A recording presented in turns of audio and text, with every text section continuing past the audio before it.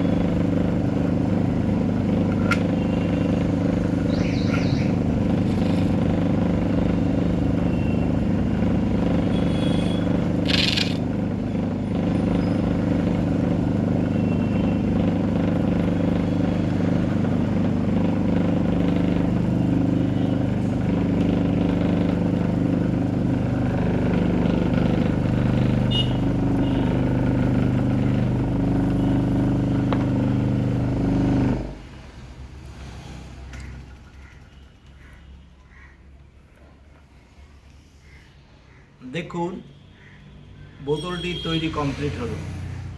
এই ধরনের বোতল সাধারণত আপনারা অফিস আদালতে জল ভর্তি করে ক্যারি করতে পারবেন না। এটাকে আপনি বাড়িতে জল ঠান্ডা রাখার জন্য এবং অফিসেও ব্যবহার করতে পারবেন। দেখুন, এইটা হচ্ছে ফিক্সড একটা জায়গায় বোতলটাকে রাখা। এর উপরে জলটাকে আপনি ঠান্ডা থাকবে, এর উপরে শুধু একটা ঢাকনা বসানো থাকবে এইভাবে।